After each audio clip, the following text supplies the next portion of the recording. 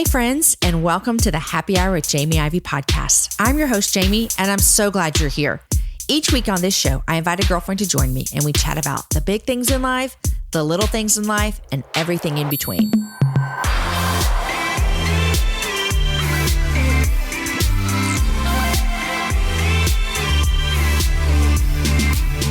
Happy 2020, my friends. It is a new decade. I thought it would be fun to talk to a few friends about what life was like for them 10 years ago, how life has changed, what the year 2010 brought them, what the last decade has brought them, and what they hope for over the next 10 years. Today's show is brought to you by Apartment Life.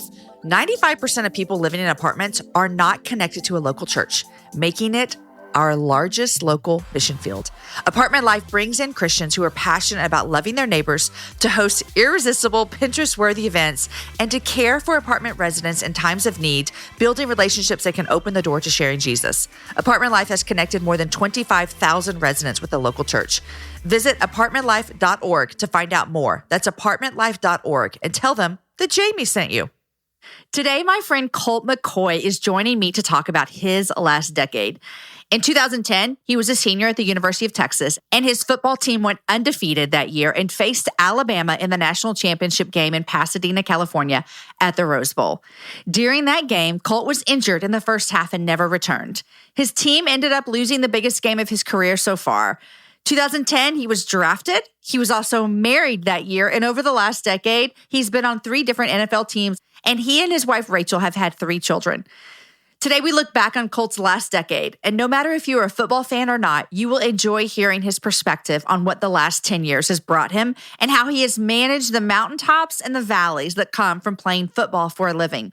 Side note, you guys, if you're interested, his wife, Rachel, was an early guest on the Happy Hour. Go back and listen to her on episode number 7. Yes, she was a super early guest way back in the day when I just asked all my friends to come on the show with me. Yes, Rachel was number 7.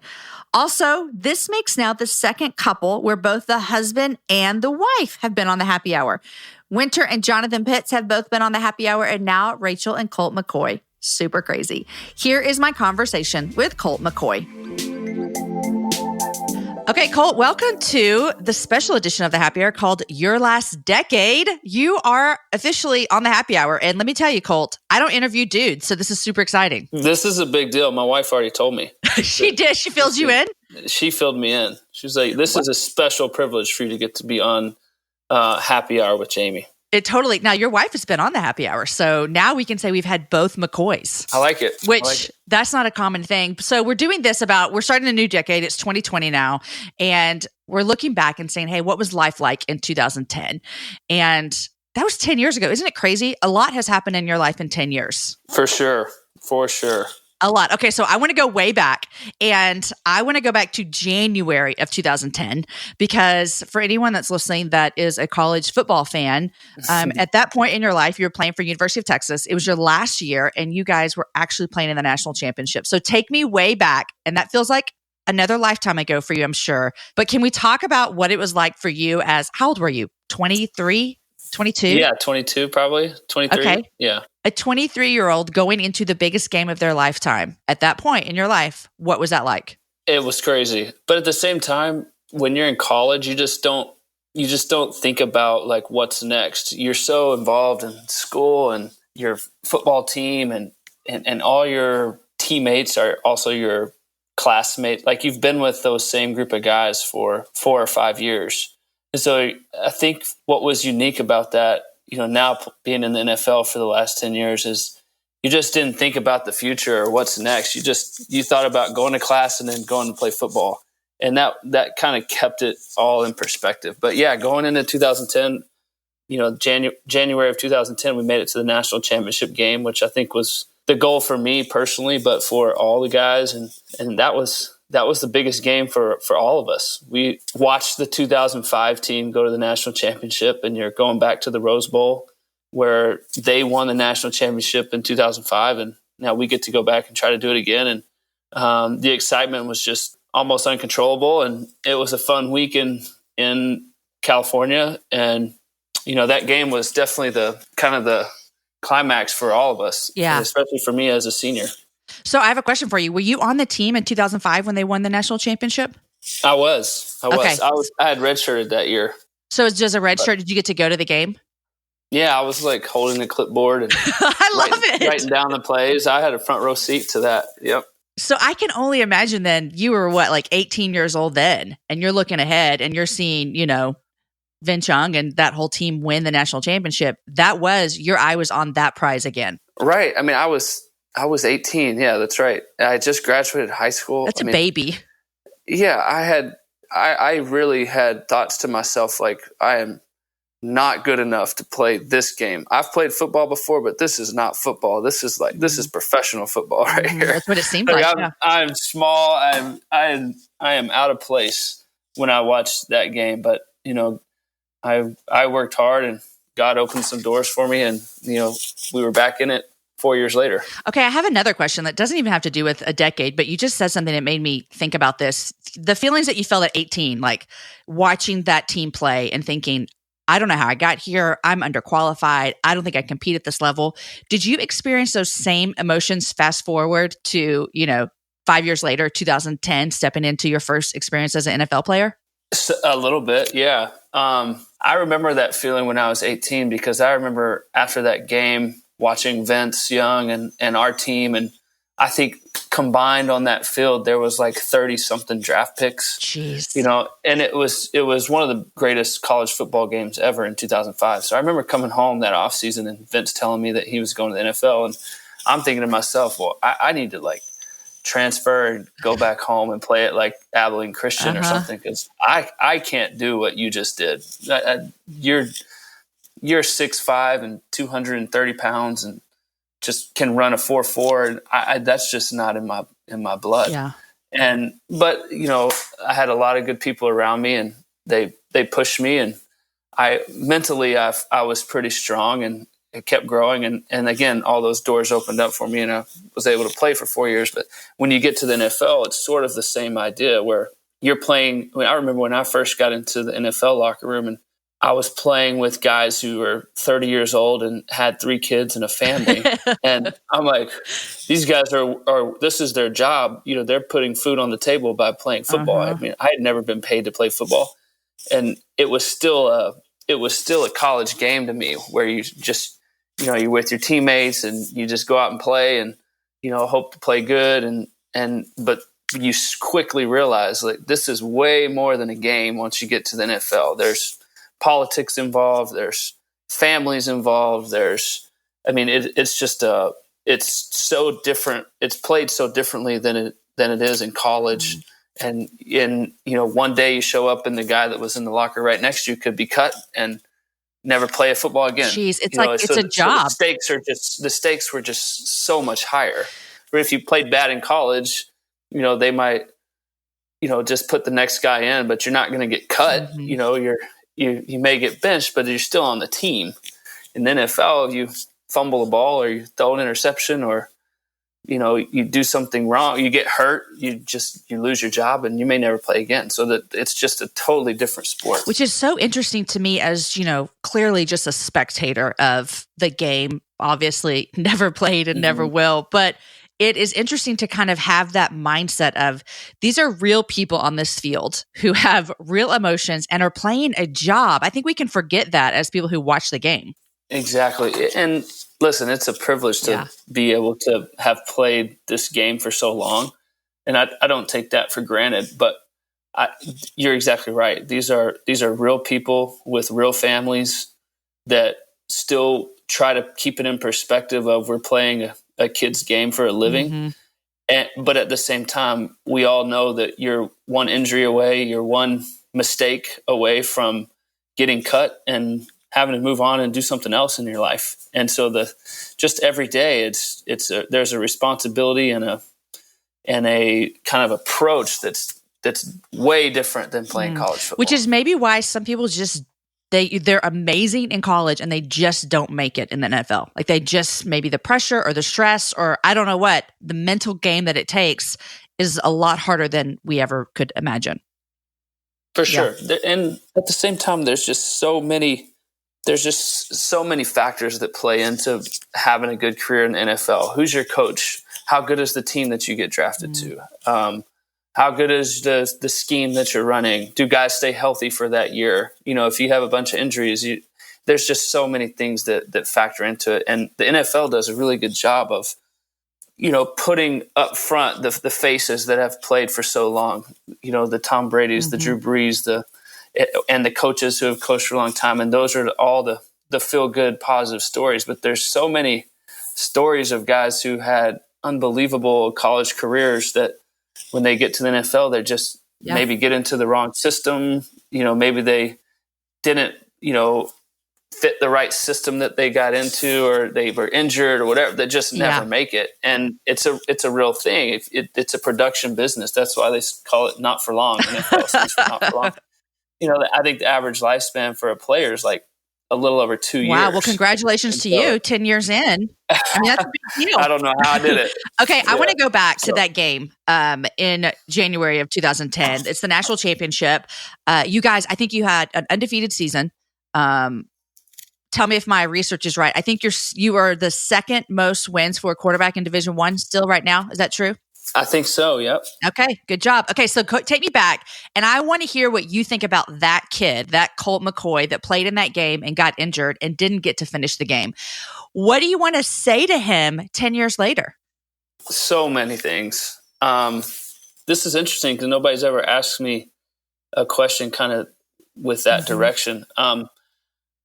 I was so young at the time when I look back at me, but at the same time, I was the oldest guy on that football team, and I felt like I was the wisest, the smartest. I felt sort of invincible going into that game. I had played so many for 4 years, and I was totally ready. And I just felt like there was no way that I was going to go into this game, or our team was going to go into this game, and we were going to get beat. I sort of felt like there was this we were destined to come to this game and win this game. Like, I could have gone to the NFL the year before, but I chose to come back to college, and that with the goal of going to the national championship, because that was all of our goal. That was pretty much the only goal we had when we started that season. And so just, you had this feeling of everything was going to work out. And then when it didn't, it's like, okay, what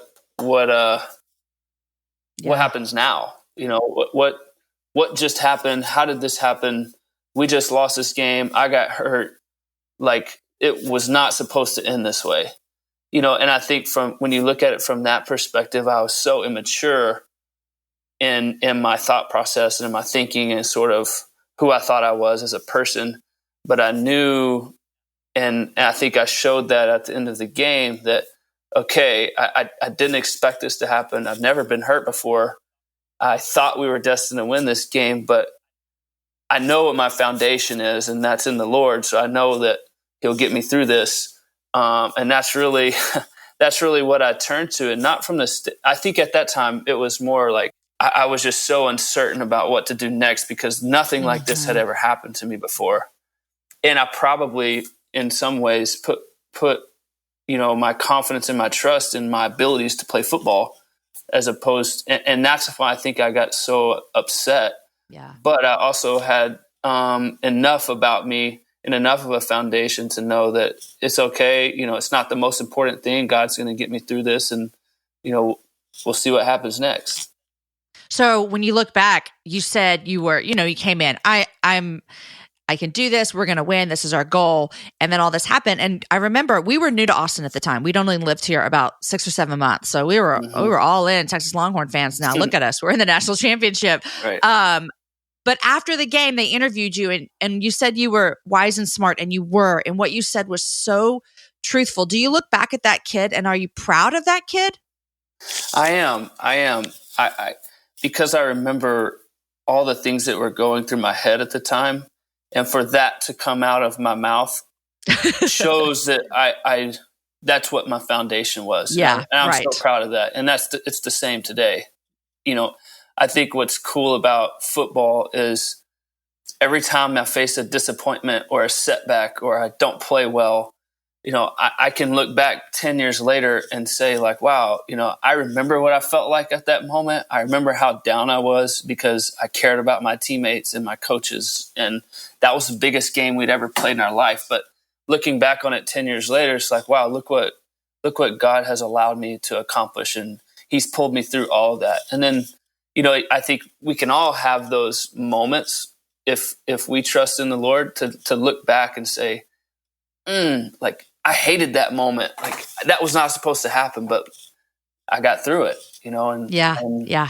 I'm thankful for the way that I handled that. And I truthfully know that my emotions and my feelings at the time, were held in check. And what came out of my mouth was who I believe I truly am. Well, it was beautiful. And so we know that you stayed an extra year. You could have gone in the draft earlier. You stayed to go back and try to win that national championship. And you guys put up a good fight in that. And then after that, you were drafted. But before I get to the draft, I do think in the same month of January, is that when you asked Rachel to marry you? It is. And I mean, there was so much that went on. But I will say that, like, I knew that I was going to ask Rachel to marry me. We had been dating for about a year and a half. And I knew we had talked about, I didn't want to go to the NFL to some random place and city without her. And because not only, did we both want to get married, but she was a big support for me. I mean, her faith, she's such a strong, independent person. I admired it, and I felt like we were ready to take that next step. And so even all the disappointment from the bowl game, I had already planned to do that, whether we had won or, whatever. And so that was definitely a highlight of January after such a huge disappointment. Yeah. Yeah. And so you're almost it'll be 10 years. I mean, this show is 10 years this summer in 2020. That's right. You're right. Yep. Are y'all doing anything big? I guess I need to start planning that, don't I? This is a big one. It's a big one. I can't share my plans yet, That's right. That's true. That's true. I know you're working on it. Okay. 10 years, 3 kids later. So not only are you, you get drafted, you get married that summer, head out and play for the Browns. Within the last 10 years, you guys have started your family and you have 3 kids now. So now it's dad life. Like before we started recording, everyone that's listening, you think like NFL, you're just like, you just don't have the same responsibilities as everyone else. So I heard you parenting down there. I heard you. So yeah. Yes. Yeah. So this morning, I had Sloan and Brooke, and dropped off Sloan and then to her school. And Brooke and I went and got some Dunkin' Donuts that's our little daddy-daughter time with her on Tuesday mornings. And I came home, played with Judd, and got on the podcast with you. Tuesdays in the NFL is your day off. So generally what I try to do is I'll wake up and spend the morning with my kids and with Rachel, take them to school, run some errands with them. And then when they go down for a nap around 2:00, that's when I'll run into the facility and watch some film, take care of my body, do those things, and then be back for dinner time. But so it's not really your day off, right, Colt? You're real actually. I consider it a day off because all the other days, I'm up early before they get up, and I'm, go to work, and I get home generally about an hour before bedtime, and so these mornings, Tuesdays are fun for me because I can just not have to wake up with an alarm. Whenever I hear the kids start talking, I'll go in and get them and have a good morning together. I love it. Okay, so 10 years ago, you get drafted by the Browns. You've been playing in the NFL for 10 years now. How have your maybe expectations or ideas as, a 23-year-old doing what so many kids would write on their little 4th grade paper of what they want to be when they grow up, Mm-hmm. How has that differed, or how has it been true to what you expected? Yeah, it's a great question. I think the times that I can keep my focus and my view of football in that perspective that you're talking about of, oh man, like this was a dream of mine. Everybody wants to play football. Everybody wants to play in the NFL. And not only that, everybody wants to be a quarterback in the NFL, yeah. Right? I think whenever I think of my job that way, I definitely have better days. But there's so many pressures and expectations and injuries and ups and downs that I've gone through that it's hard to sometimes have that view and that perspective. it's awesome when you go out and throw a couple touchdowns and the fans are cheering and everybody just kind of puts you up on this pedestal. But there's also been times in my career where you get booed off the field, and those aren't very fun. And it's hard to keep that perspective when it's like that. And so battling the ups and downs and the frustrations, and maybe, also how hard you work and how much time you put into it. I know that, one day a week I get to wake up with my kids during the season. 6 other days I'm at work working hard and preparing to go out and win a game. And if you don't have that kind of kids game perspective, sometimes it will really eat at you and kind of tear you up. But I think the older I get, the better perspective I have, the more appreciation I have of what I get to do. And don't get me wrong, I'm still an ultimate competitor. That's why I'm still playing. I love the competition and the battle and the back and forth and the strategy of winning football games. That's why I'm still playing. But I do keep it in perspective of, man, I mean, when I get to suit up and, play quarterback, I understand there's only 32 guys that get to do what I do right now. And that's a pretty special thing. That is really special when you think about it. I've been using this quote by Lecrae a lot. He said, a couple of years ago, he said this, and I've never forgotten it. He said, if you live for people's acceptance, you'll die from their rejection. And it sounds like what you're talking about. If there's that, oh, yay, we love you. You're the best quarterback ever. And then, boo, get off the field. What are you doing here? And I would imagine that you've kind of you have to have that foundation, or else that will kill you. For sure. For sure. And don't get me wrong, I've had some great moments in the NFL, but I've also had some really down moments. You've been on, you're on a bad team that struggles. You've battled injuries, or your coach gets fired, or you're not as good as the other team. And in those moments, I'm telling you, it can be tough, but you're right. If you play the game for the acceptance of everybody else and for their praise and for their cheer, it's going to kill you when you don't get that. So you're right. Perspective is what it's all about. Okay. So right now you're playing with the Washington Redskins, which my oldest son is a Redskins fan because of you. So I always think it's funny how people develop team favorites, and whenever you ask like a person in their 40s, like, oh, why do you love the Packers? And then they live in Austin. They usually have like a reason, like, oh, when I was 12, I watched, da da da. And so if my son stays a Redskins fan for his whole life, he'll always say, well, when I was in, 6th grade, Colt McCoy started playing there. So you have made him a Redskins fan. So thanks for that. There you go. Okay. So you are 10 years in the league. Congratulations. It's longer than most people. What do you hope for your next decade? Holy cow. I mean, it feels like it's hard to think about, because when you look back on 10 years, so much has happened in your life and my life and anyone that's listened to this. 10 years is a long time. So what do you hope for in 10 years? Well, I hope to be able to play this game for a few more years. I don't know how long, but a few more. Last year I broke my leg on Monday Night Football. So that was year 9. I was the starting quarterback, and we all watched it, Colt. It was so sad. This was the first time I've had to deal with, first time I broke a bone. I've played football for my whole life. In your whole football career? My whole football career. That's amazing. So yeah, exactly. I went a long time. I really struggled. I had 3 surgeries coming back from that, so I didn't have an off season. I didn't really do training camp, and I wasn't really healthy until about the 5th game of the season when I came back and started. And then there was a coaching change and a lot of things happened. Mm-hmm. There are a lot of politics involved, which happens in the NFL. I understand it. Mm-hmm. But I will say that coming off that injury and working and going through those surgeries to get back to play, I'm at the point now where I feel like I've worked too hard to kind of shut it down right now. Yeah. I know I can play a few more years. And so we'll see where that takes me. But oh my goodness, these next 10 years, who knows? I think there'll be a lot of transition. It's, maybe play a few more, and then what do I want to do next? I think that's probably the question I get asked the most is what are you going to do after football? I generally answer it as in like, I don't know, I'll have to decide if I want to stay in football in some sort of way, because it's what I've done my whole life, if I want to move on and do something different outside of football. But I can say that I pray about it. I think about it quite a bit. But I don't think about it so much that it kind of takes my mind off of football and it becomes a distraction. But I do pray about it. And I just trust that God will lead me where he wants me to go and allow me to be a light and be an influence in whatever that looks like. So I think these next 10 years, I'm excited about. I'm excited about my family. I'm excited about being around my kids. I think whenever I retire from football, that's just going to give me so much time to be with them, and it'll be at the right age where they'll remember, their dad being around more than I am right now. But yeah, I'm looking forward to it. I'm excited about it.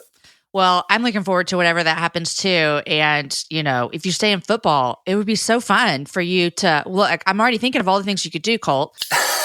Maybe I'll come back and be the Texas Longhorns head coach. Who knows? Oh my gosh. Can you say it right now that you will? Wouldn't that be amazing?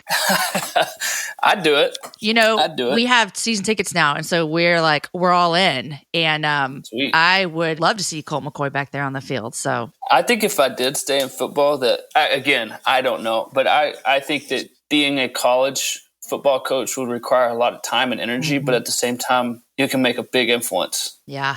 And that would be, I see a lot of these college coaches who I admire, like the coach at Clemson. I could go down the list. There's 3 or 4 other ones, but winning is so important. And so that's what it's kind of, that's how you keep your job, and that's how you stay relevant. But at the same time, you can make a big difference in kids who are 17 to 20 years old. It's life moving forward. It's crazy. I think that'd be pretty cool. But I don't know if I want to stay in football. I know. I could go do something else. Who knows? Maybe something that wouldn't require, working 7 days a week. I just spent some time with Christy Malzahn, Coach Malzahn from Auburn's wife, and loved the way that she talked about how her and Gus love those players. And so you're right. There is such a chance to make such an impact on boys like you 10 years ago, and I think about my boys coming up who some of their favorite people right now are their coaches, and what an impact that gets to make on them. You've played football for, over 20 years. Right. Oh, I started football in 7th grade. So 6, 11. Yeah. Over 20 years, 22 years. We came to you when our kids were in elementary and said, hey, listen, all these kids are playing football. What should we do? And you gave us the advice. You should just let them wait till middle school. They'll be fine. And we did. And they're fine. Exactly. They're fine. I don't know. Parents ask me that all the time. Like, should I send my kid to like this quarterback specialist, this guru?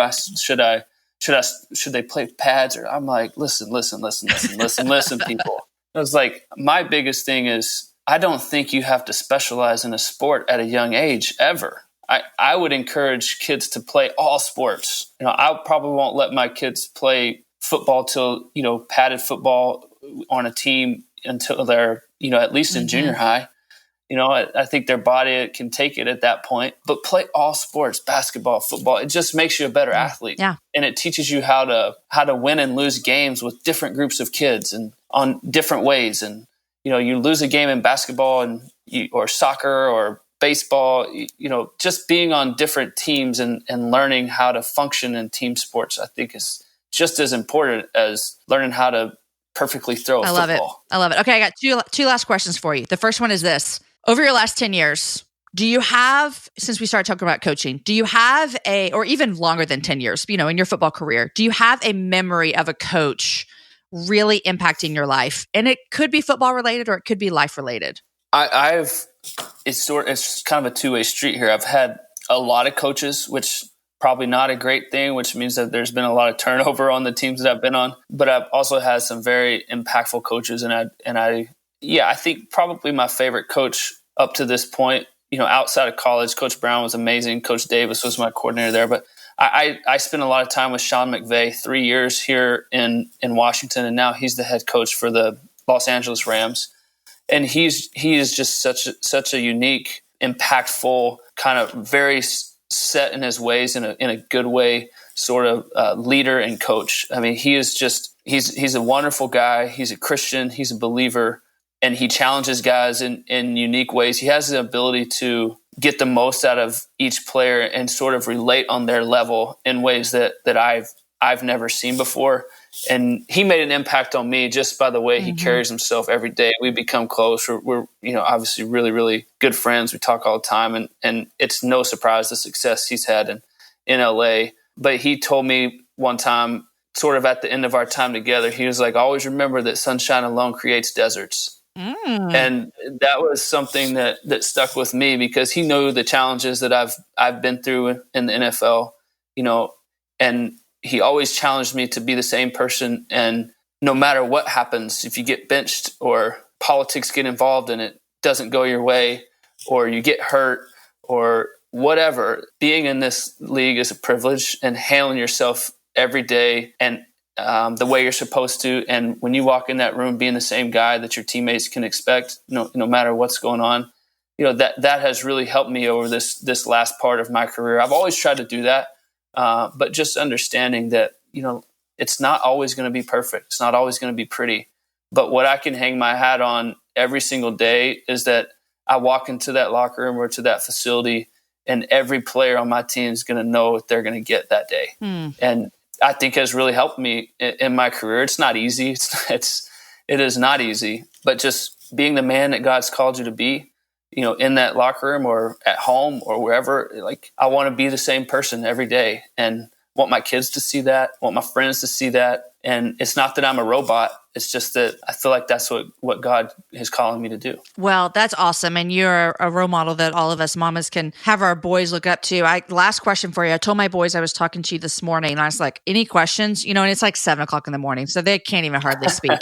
But one of them, the only question he wanted to ask me is, he wanted to ask me if you always dreamed of, when you were in like middle school, high school, of playing a quarterback in the NFL. I'll tell you what, when I was your boy's age, my two favorite football players or heroes of mine were Troy Aikman and Steve Young. Okay. And so I didn't know if I ever could make it to the NFL, but I knew that if I could, I wanted to be like them. Those are the two guys I wanted to be like. And my career hasn't added up to what they've done, but it's not over yet. That's right. There you go. And Steve Young, was he at the 49ers? He was. Yep.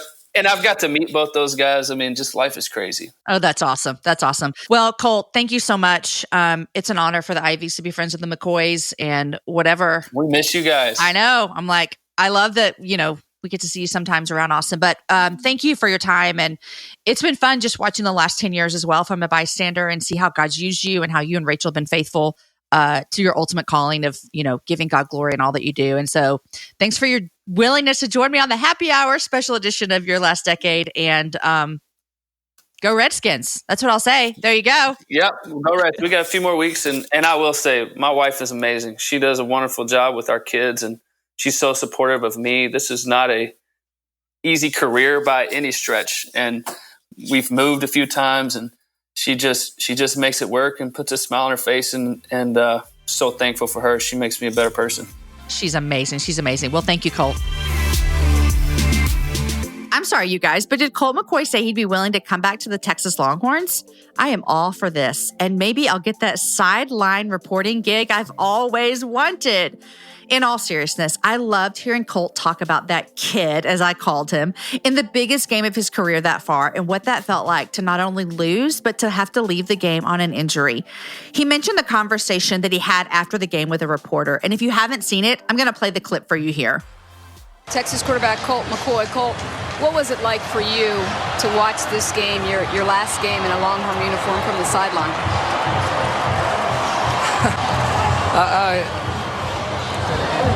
I love this game. I have a passion for this game. I've done everything I can to contribute to my team, and we made it this far. And it's unfortunate I didn't get to play. I'd have given everything I had to be out there with my team. But congratulations to Alabama. I love the way our team fought. Garrett Gilbert stepped in and played as good as he could play. He did a tremendous job, and I always give God the glory. I never question why things happen the way they do.